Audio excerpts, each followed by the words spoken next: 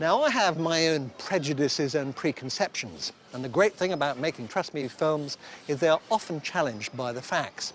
Now, at the moment, there is one subject that I am really passionate about, and I'm dying to get to the bottom of. Until 7 years ago, it was quite normal to see people smoking away in restaurants and pubs. Then it was banned.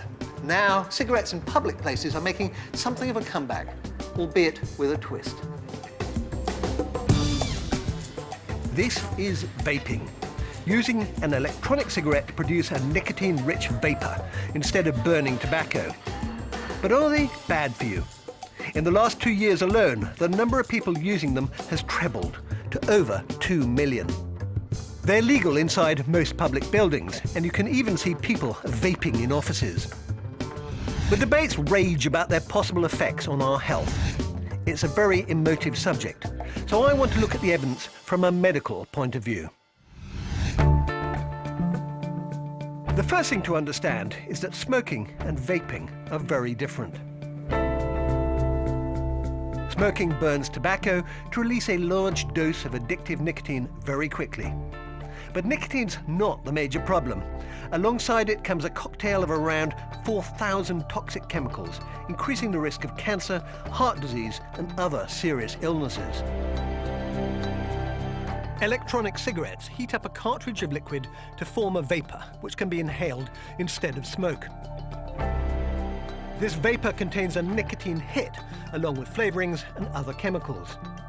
In the UK, there are plans to regulate some e-cigarettes, depending on the nicotine content and the claims made for them. This should ensure tighter controls on what they contain.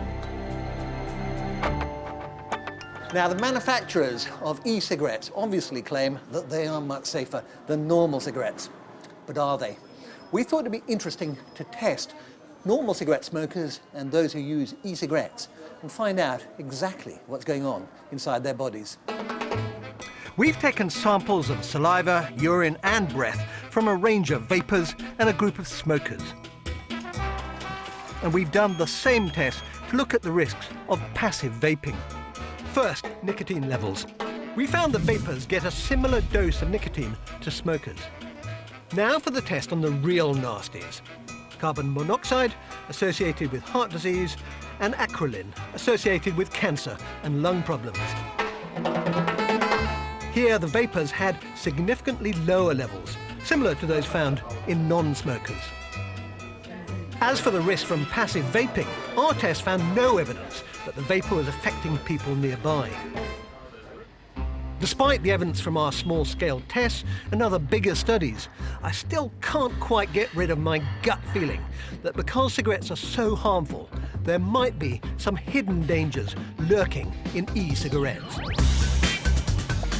Professor Peter Hayek, director of the Tobacco Dependence Research Unit at Queen Mary University of London, has been looking into e-cigarettes in detail.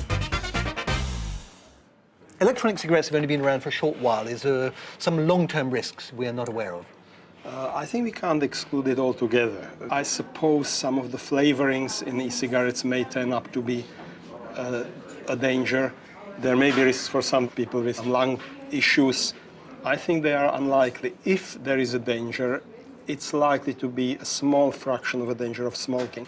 What about the addictive qualities of nicotine? Because obviously they're still getting nicotine, they're not getting the other toxins. Are there dangers associated with that?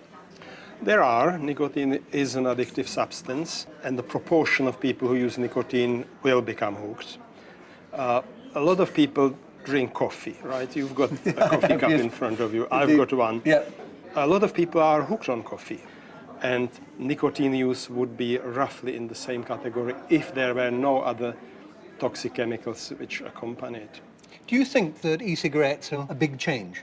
I think they could be a revolutionary change. I think they have a potential to basically eradicate smoking-related disease and death on the population scale. What I've seen and heard in making this film is beginning to make me rethink my opinion about e-cigarettes. But their effects on our body are only part of the picture. There are fears that allowing widespread use of e-cigarettes would make the consumption of nicotine an everyday sight again. Already there are stories of children as young as 11 trying them. The British Medical Association is calling for a ban in public places. Now, I do agree that you need to be very cautious about anything that makes it easier to consume an addictive drug like nicotine. But considering cigarettes kill half the people who use them, if I was a cigarette smoker, I'd certainly give e-cigarettes a go.